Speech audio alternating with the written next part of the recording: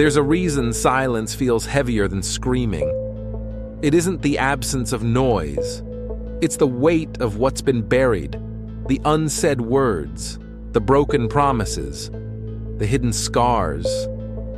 Silence presses against the skull until it feels like your own brain is trying to claw its way out. That's the true terror of memory, not what happened, but what refuses to die. A mistake, a humiliation, a betrayal. It never stays where you left it. It waits, like a predator in the sewer, feeding off every heartbeat you try to ignore. We tell ourselves we've moved on, but nothing in the human mind truly moves on. It festers, it mutates, and eventually, it finds a way back to the surface. Every society teaches us the same lie, that forgetting is survival, that if you're strong enough, if you're disciplined enough, you can leave the past behind. But memory is not a pet that can be commanded to sit and stay. It's a parasite. You bury a wound, and the wound learns to crawl.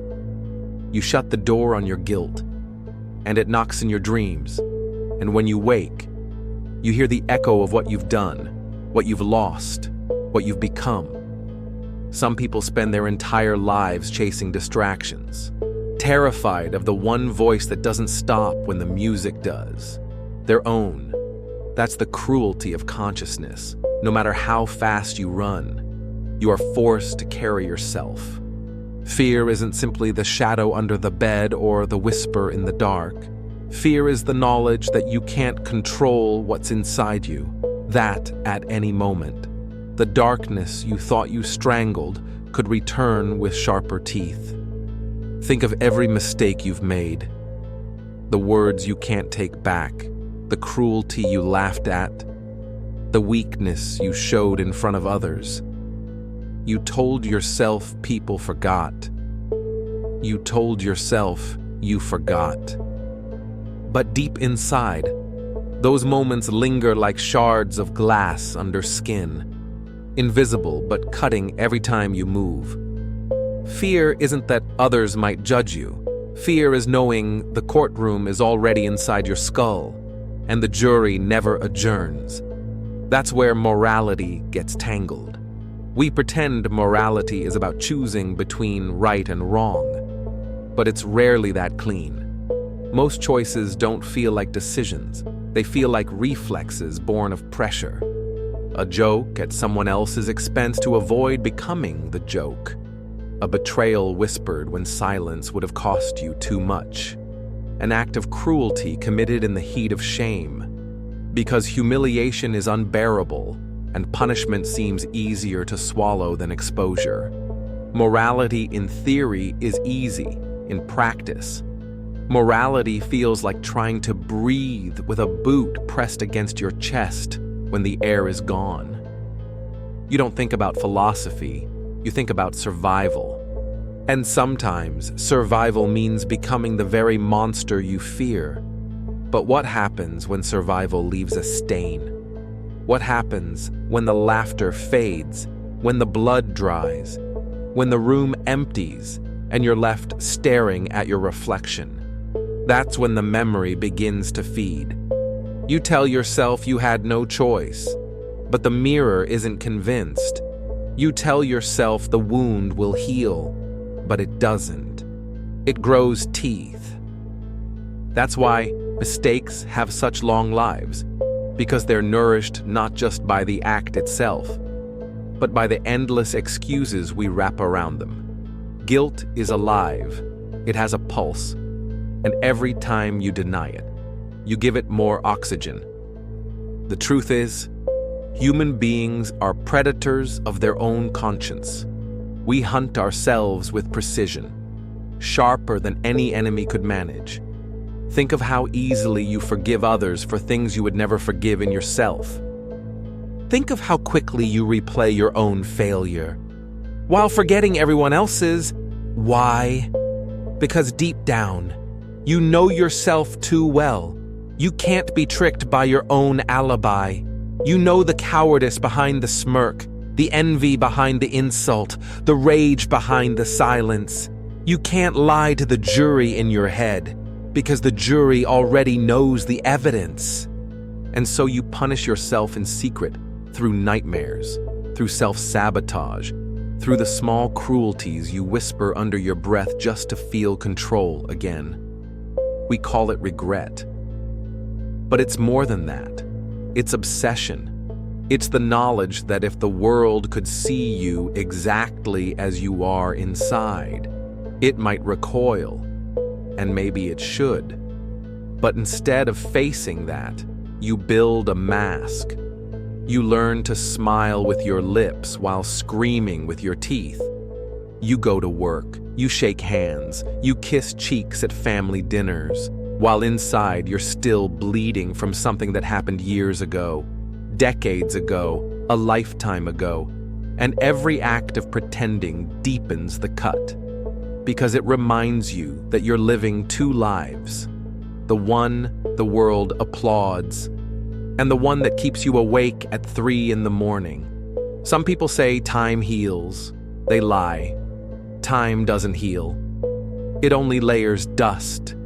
And memory is too cunning to be suffocated under dust. It waits for the right moment, a smell, a laugh, a sentence half heard in a crowded bar. Suddenly the dust is blown away, and the wound is fresh again, as if no years have passed at all. That's the cruelty of memory. It does not fade. It sharpens, like a knife constantly being honed on the whetstone of your silence. That's why people snap seemingly without warning. Why an old humiliation leads to sudden violence. Why a forgotten insult resurfaces in a blaze of revenge. It's never sudden. It's the oldest story inside them, just finally demanding to be heard. The question is not whether you've buried wounds. You have. We all have. The question is, what will happen when those wounds come back hungry? Because they will. They always do. And when they return, they don't just haunt you. They define you. The choices you make in that moment are who you truly are. Stripped of every mask, will you face the terror or will you feed it? That's the test every human being must take, whether they want to or not. When we talk about emotional struggle, we often reduce it to cliches, heartbreak, loss, disappointment. But the true struggle isn't what life throws at you. It's how much of yourself you're forced to deny just to survive. Imagine being a child, mocked for being different, ridiculed for something you couldn't change. That sting doesn't end when the bell rings. It doesn't vanish when you grow taller, older, wiser. It mutates into shame, into anger, into a desperate hunger to prove yourself or to disappear entirely. That's the quiet violence of growing up in a society that thrives on cruelty. It turns ordinary children into lifelong exiles within their own skin. And here's the truth no one likes to admit. Cruelty is contagious. It doesn't just hurt the victim, it corrupts the witness. Think about the times you stood in the corner, watching someone else get torn apart by laughter or fists.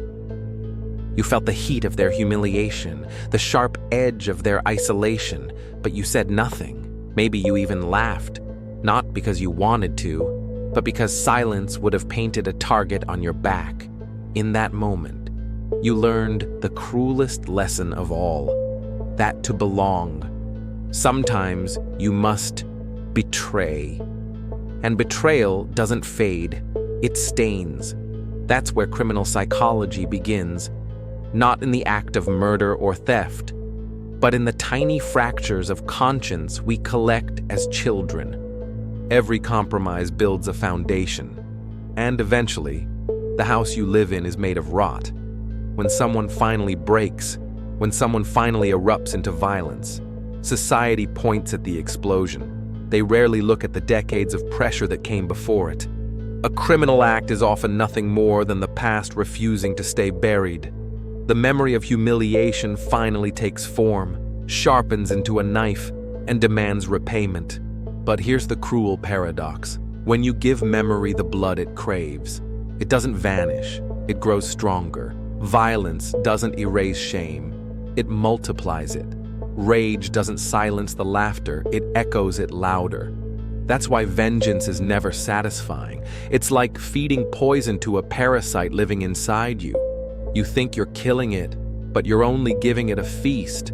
Every act of retaliation is another link in the chain binding you to the very wound you tried to escape. And the more you fight it, the more you realize you're not punishing your enemy, you're feeding your memory. That's the emotional trap so many never escape. The belief that pain must be repaid in equal measure. That's the seed of horror, the whisper in the sewer, the clown's grin in the shadows. It's the voice that says, they hurt you, so you must hurt them back. And yet, the real terror isn't your enemy. It's your reflection in the water after you've thrown the stone. You look down, expecting relief, but all you see is the same wounded face staring back, more hollow than before. What's worse is how society plays its part in shaping these cycles. We build systems that reward cruelty and disguise it as strength. We praise the ones who rise above humiliation, but forget the ones left bleeding in the gutter. We tell ourselves the weak deserve their suffering, that it makes the world stronger, fairer, more efficient. But this is the lie of power, that stepping on another person's throat elevates you.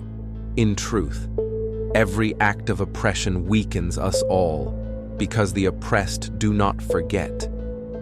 They carry the memory like a burning coal, waiting for the day to drop it back into the world's lap. And isn't that what we fear most? The return of the forgotten?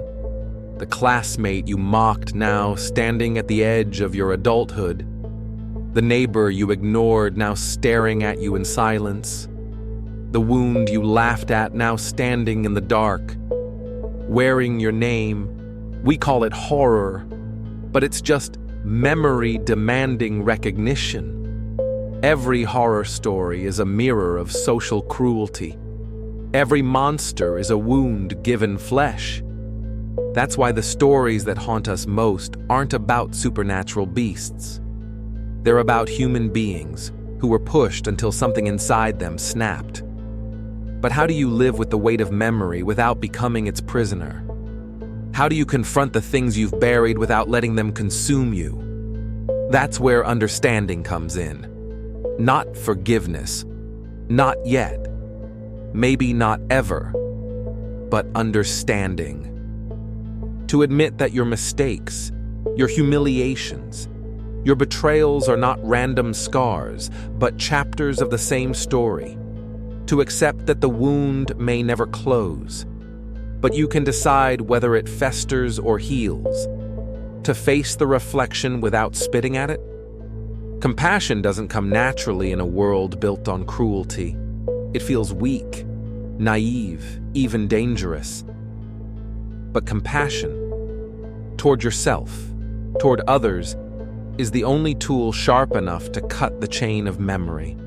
Without it, every wound circles back, feeding endlessly. With it, the cycle can be interrupted, even if only for a moment. That moment matters, because in that moment, you are no longer defined by what was done to you, or by what you did. You are defined by what you choose now. Still, that choice is terrifying, because choosing compassion means letting go of the poison you've carried for so long. And sometimes that poison is all you know. Sometimes the wound feels safer than the healing. Sometimes the darkness feels more honest than the light. And that is the deepest struggle of all. To admit that you've lived in the company of ghosts for so long that you no longer know who you are without them. So here's the question that lingers. One you can't answer quickly. One that might keep you awake tonight. If every wound you bury returns to feed, then what have you been feeding in silence?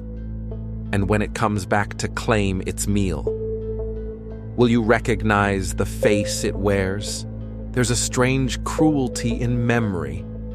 It doesn't just haunt the guilty, it haunts the innocent too.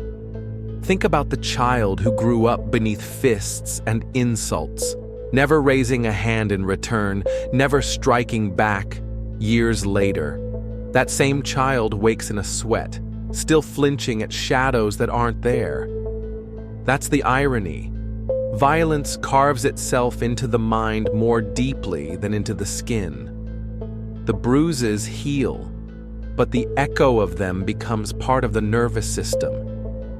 You carry them into adulthood, into every conversation, every silence, every decision you make, and though you never chose the pain, you still pay its price. That's the quiet injustice of being human. Your wounds don't ask for permission to shape you. They simply do. And yet, the deeper injustice lies in how the world responds to that pain. Society teaches us to wear masks, to smile when we want to scream, to stand tall when our insides feel like shattered glass. People love strength, not fragility. They want to believe in survivors, not in the broken. So we learn to disguise ourselves. And in that disguise, we suffocate the real self, the wounded, trembling, desperate self becomes a prisoner in the body. And prisoners always dream of escape. Sometimes that escape looks like self-destruction. Sometimes it looks like destruction turned outward. Both are born of the same root, the refusal of the world to look at pain honestly. We live in a culture that punishes weakness as if it were a crime. A boy cries in public, and laughter swallows him. A girl speaks her truth, and doubt cuts her down. Vulnerability becomes ammunition, and soon everyone learns to build armor. But armor doesn't just protect, it isolates. And the heavier the armor, the lonelier the soul inside. We tell ourselves it's safer this way, but inside the walls, the mind rots. Loneliness sharpens shame until it becomes a blade you carry against your own throat. No one sees it. No one notices. Until one day, you can't hold it back anymore, and the world calls you dangerous, unstable, monstrous, when in truth, you are simply starving for connection. The danger of burying pain is that it doesn't stay buried. It metastasizes. A wound untreated spreads infection. The same is true for the soul. You push down humiliation, betrayal, rejection, and they ferment into rage. Rage so quiet you barely feel it. Rage so patient it waits years before rising. But when it rises, it doesn't whisper, it screams, and the scream doesn't care who it strikes. That's the psychology of mistakes that become crimes. They are never just about the present moment. They are eruptions of history. You can't understand the knife in someone's hand without understanding the memory in their heart. That's why so many people make choices they can't explain. They say things like, "I don't know what came over me," or "I just snapped." But something always comes over them. The ghost of memory. That moment in childhood when they were cornered. That night, they begged for help and no one listened. That humiliation in front of a crowd that still burns like fire under the skin. Memory returns in disguise, and suddenly you're no longer standing in the present, you're standing back in that room, that street, that silence. The body reacts, the mind obeys. And in that moment, you're not acting as who you are, you're acting as who you were. But here's the tragedy. Society doesn't see the ghost. It only sees the crime. It points to the mistake, the explosion, the collapse. It rarely asks, what wound fed this moment? What silence birthed this scream? What humiliation sharpened this knife? Instead, society condemns, isolates, erases, and in doing so, it ensures the cycle continues. The buried wound isn't healed. It's transferred to another body, another mind, another victim. That's how violence becomes generational. Not because people are born monsters, but because memory is an inheritance no one wants, and yet everyone carries. The question is, what do you do with the ghosts that follow you? Do you keep feeding them, pretending you can outlast them? Do you deny them, hoping they'll starve? Or do you turn and face them, risking the terror of seeing your own reflection in their hollow eyes? Because the truth is, every buried memory is still alive, and when it rises, it doesn't ask, it demands. Maybe that's why horror stories feel so true. The monsters aren't outside. They're the wounds we buried, given shape and breath. They crawl out of the sewers, out of the basements, out of the corners of the mind we refuse to visit. And when they appear, they wear masks made from our own fear.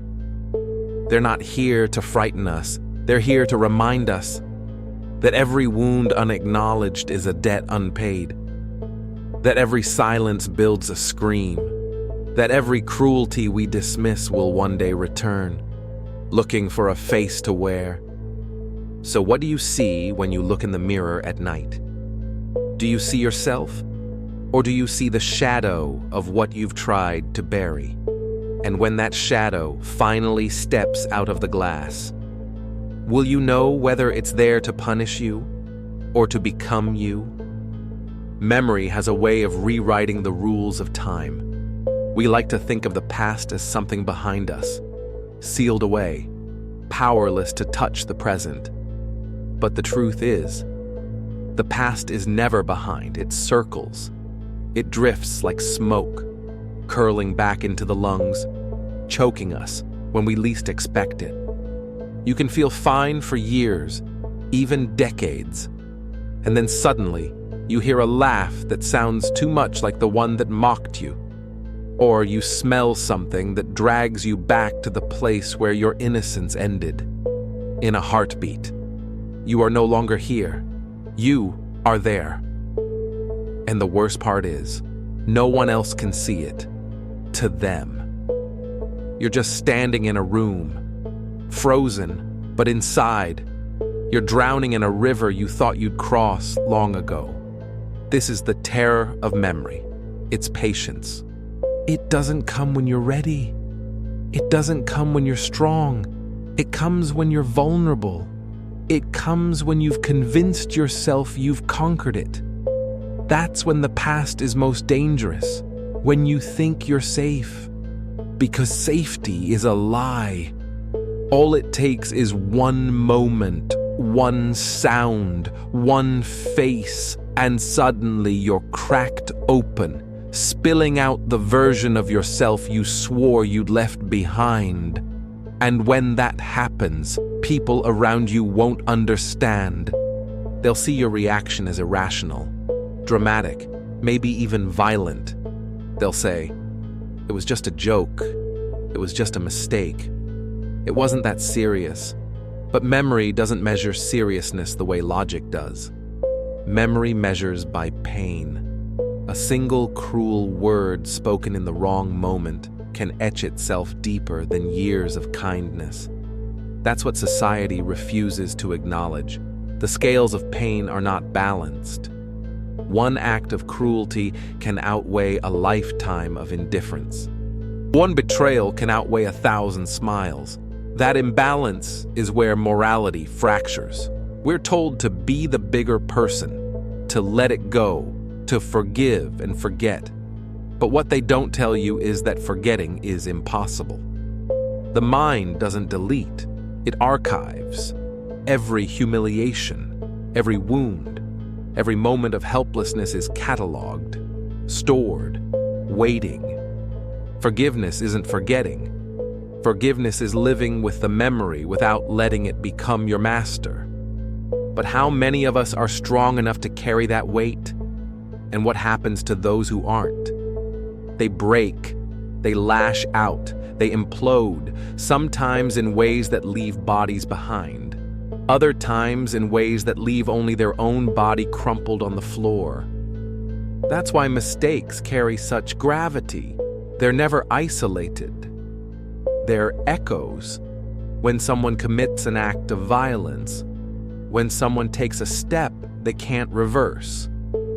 What you're really seeing is the past finally claiming its price. The present is just the stage where memory collects its debt.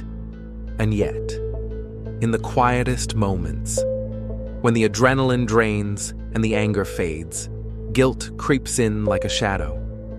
Because no matter how justified the act feels in the moment, the silence afterward is unbearable.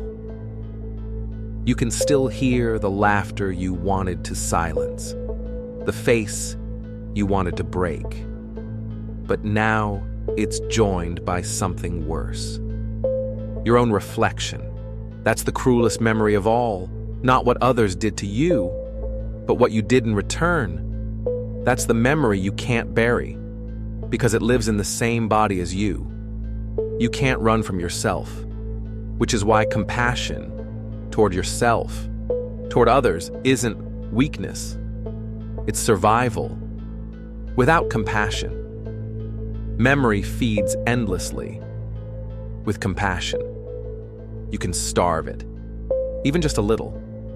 Compassion doesn't erase the wound, but it changes what the wound becomes. Instead of a mouth that devours you, it becomes a scar that teaches you. Scars aren't pretty, but they're proof you endured. Proof you didn't let the wound consume everything. Proof that you chose to live, even when living meant carrying something heavier than anyone else could see. Still, compassion asks for something most people fear more than death: honesty. To admit you're not as strong as the mask suggests. To admit you've been hurt, that you've hurt others, that you're still haunted. And honesty is dangerous in a world addicted to performance. It strips away the armor. It risks more pain. But maybe that's the only way the cycle ends. Maybe memory stops feeding when you stop feeding it silence. Maybe the ghosts stop growing when you finally name them out loud. And yet, how many of us dare to do that? How many of us would rather live in armor, rotting inside, than risk one moment of naked truth? How many of us would rather bury the wound again and again, pretending it's gone, until the day it comes back too strong to fight? That is the true question. The one no story, no philosophy, no religion can answer for you.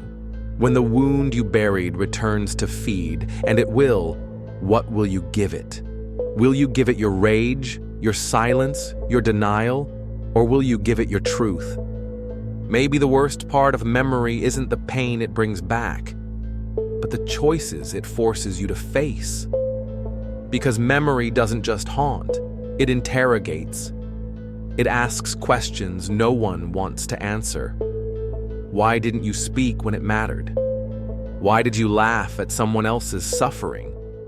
Why did you betray the one who trusted you? Why did you let fear rule your life? These aren't abstract questions. They're accusations whispered in the dark. And the longer you avoid them, the louder they become, until silence itself feels like a scream.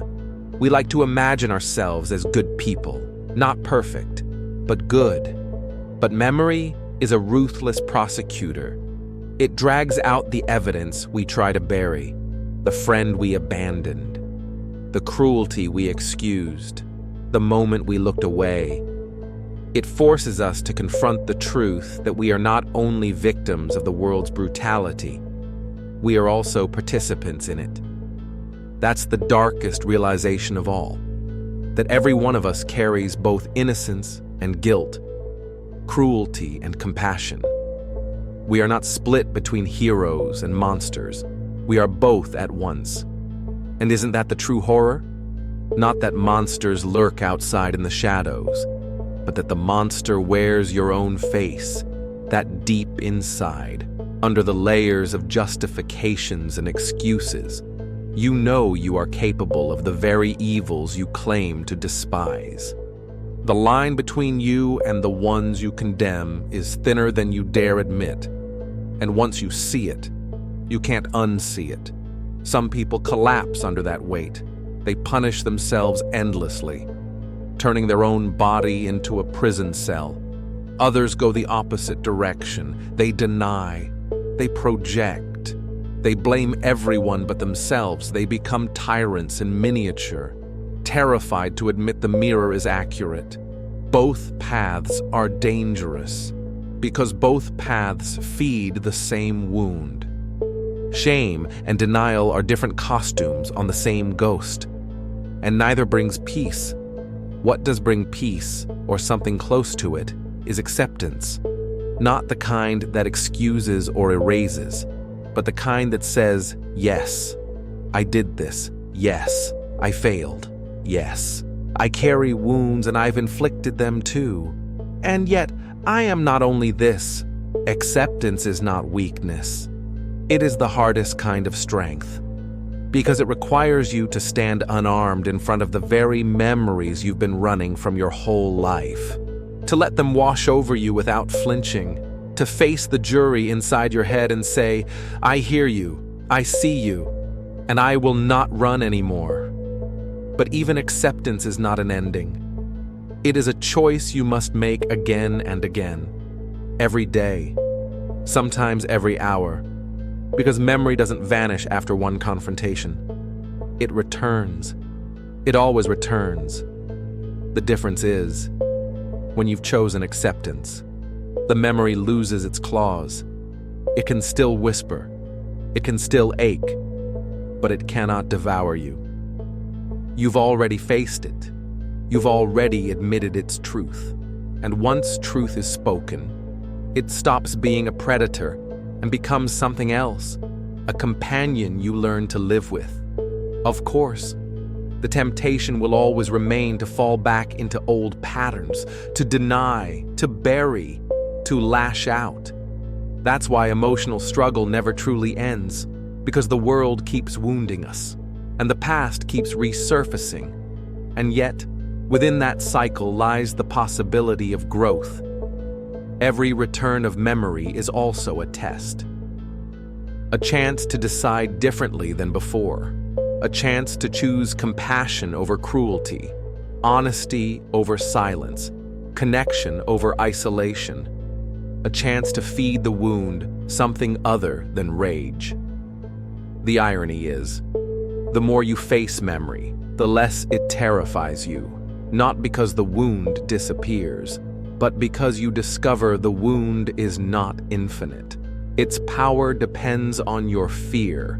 Once you stop feeding it fear, it begins to shrink, slowly, painfully, unevenly, but it shrinks.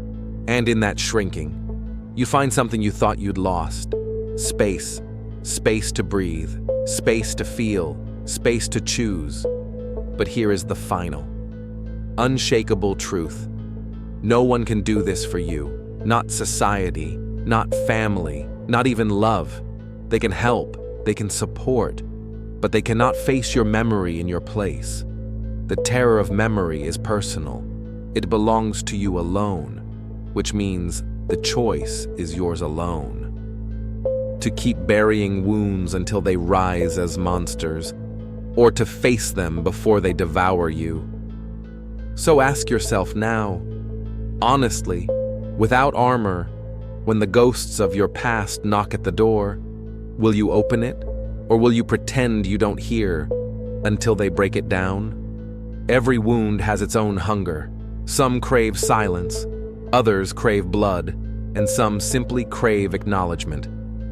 That's the hidden cruelty of pain. It doesn't always want to destroy you. Sometimes it only wants to be seen, but when you refuse to look at it, when you bury it deeper and deeper, it festers, it twists into something uglier than it was ever meant to be. A neglected wound becomes infection. A neglected memory becomes obsession. And an obsession doesn't stay in the mind. It spills out into the world, staining everything it touches. That's why you see people self-destruct, burning down their lives without ever understanding why. It isn't random. It's memory doing what it must, demanding attention. Think about the addict who can't stop, not because they enjoy the poison, but because the poison is the only thing that quiets the screaming wound.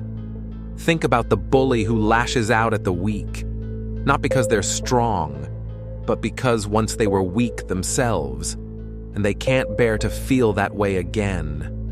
Every destructive act has a shadow behind it, a memory whispering, "Remember me. Don't you dare forget me." This is where criminal psychology stops being a puzzle and starts being a mirror. We want to believe criminals are different from us, built of something darker, something alien. But what if they're not? What if the only difference is that their wounds became louder than yours? That their memories demanded more than silence could contain? You may not pick up a knife or light a fire, but don't pretend you don't know the feeling of wanting to. Don't pretend you've never imagined revenge, never pictured what it would feel like to finally be heard through violence. The line is thinner than we want to admit, and memory is always standing on it. The problem is, society doesn't give us tools to face this truth. It gives us distractions instead. Work harder, buy more, post a smiling picture, pretend. But distraction is not cure. It's anesthesia. And anesthesia always wears off. The wound doesn't heal while you're ignoring it. It waits. And when the numbness fades, the pain is sharper than before. That's why so many people feel hollow even when their lives look full. They've mastered distraction, but not confrontation. Their memories are still alive, just waiting for the quiet. There is another path, though it is terrifying, to stop running, to sit with the wound, to ask it what it wants. Maybe it wants you to admit you were wrong. Maybe it wants you to forgive someone who never said sorry. Maybe it wants you to forgive yourself for the night you stayed silent while someone else bled. Whatever the wound asks, the answer will hurt, but the hurt will be honest. And honest pain is different from buried pain. Honest pain can transform. That's where compassion enters again, not as a luxury, but as a necessity. Because without compassion, memory will only ever return as punishment. With compassion, memory can return as teacher. You begin to see that your scars connect you to every other human being who carries their own. That cruelty is universal, but so is survival. That if you can forgive yourself, not excuse, but forgive, you might just find the strength to forgive others. And forgiveness, real forgiveness, doesn't free them, it frees you. Still, even compassion cannot erase what was done. The wound will remain. The terror of memory is that it never truly leaves. But maybe it doesn't need to. Maybe the goal isn't to bury it or to destroy it, but to learn how to live beside it. To carry it without letting it dictate every step. To let the memory exist without feeding it rage. To accept that the past is a house you can't demolish, but you don't have to live in it forever. And yet, every day you will feel the pull.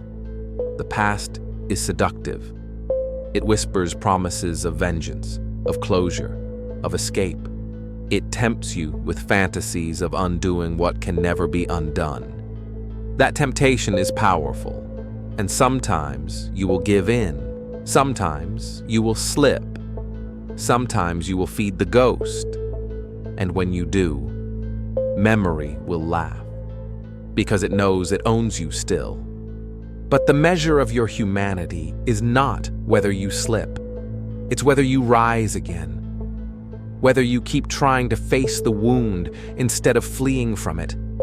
Whether you keep choosing to live in truth instead of illusion. Because here's the final horror. The memories you bury don't just feed on you. They feed on everyone around you. A wound denied becomes cruelty passed down. Children inherit it. Strangers absorb it. Generations suffer it. That's why silence is not neutral. Silence is violence disguised as calm. Every time you refuse to face your own ghosts, you risk creating new ones in others. That's how cycles of pain survive. Not through monsters in the dark, but through ordinary people refusing to face the darkness in themselves. So ask yourself this. What are you passing on? What ghosts are you feeding in secret that may one day stand in the doorway of someone you love? When your memory returns, and it will you have the courage to face it? Or will you let it choose your fate for you? The most terrifying thing about memory is not its persistence, but its timing. It doesn't strike when you're prepared, armored, ready. It waits until you are unguarded, alone at night, staring at the ceiling, the silence pressing on your chest like a weight. That's when the past walks in. No knock, no warning. Just the sudden image of a face you hurt, or a voice that once humiliated you, or the echo of laughter that turned your blood to fire in that instant. Time folds. You are no longer who you are. You are who you were. And all the progress, all the distance you thought you'd gained collapses like paper in the rain. This is why people break in ways that shock the world. Why a kind man becomes violent. Why a devoted mother drinks herself into oblivion. Why someone with everything to live for suddenly steps off the ledge. To outsiders, it seems inexplicable, but the truth is simple. Memory caught them off guard. And memory always wins if you fight it unprepared. But what if the key isn't to fight? What if the real strength lies in surrender, not surrender to destruction, but surrender to truth, to let the memory come, to feel it in its full, unbearable weight, and to remain standing anyway? That's not weakness.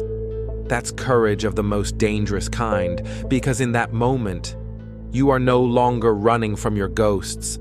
You are sitting with them. You are saying, I will not deny you. I will not bury you, but I will not become you either. The challenge, of course, is that this choice is never permanent. You don't conquer memory once. You must choose again and again. Every time it rises, some days you will succeed. Some days you will fail. But even failure teaches. Even failure shows you where the wound still lives, where it still bleeds, where compassion is still needed. Failure isn't the end. It's the reminder that you are still alive, still capable of choosing. And isn't that what it all comes down to? Choice. Memory doesn't strip you of choice. It only pressures it. It forces you into moments where your decisions are revealed for what they are, reflections of who you truly are beneath the mask. You can choose denial, rage, violence, or you can choose truth, compassion, endurance. Neither choice erases the wound. Neither brings the past back, but one keeps the wound hungry, and the other begins, slowly, to starve it. Yet here lies the paradox. Starving the wound feels like starvation of the self. You've lived with it so long that it has become part of your identity. To let go of it feels like letting go of a piece of yourself. That's why so many people cling to pain even as it destroys them. Because pain is familiar. And familiarity feels safer than the unknown. To imagine a life without the wound is to imagine a self you don't recognize. And that, in its own way, is terrifying. But maybe that's the true lesson. That the terror of memory isn't only about the pain it carries. It's about the possibility of transformation. To face the wound is to risk losing the self you've always been. To risk becoming someone freer, but also someone unfamiliar. That leap is the scariest of all, because no one can guarantee who you'll be on the other side. And so we return to the question, the one that never fades, when the wound you buried comes back to feed. What will you do? Will you let it consume you until you are nothing but its voice, its shadow, its echo? Or will you face it, risk everything, and starve it with truth? The choice is yours. The ghosts are waiting. The past has already risen, and now, in this moment, the question is no longer about what has been done to you or what you have done. The question is this: when memory knocks, will you answer or will you let it break the door?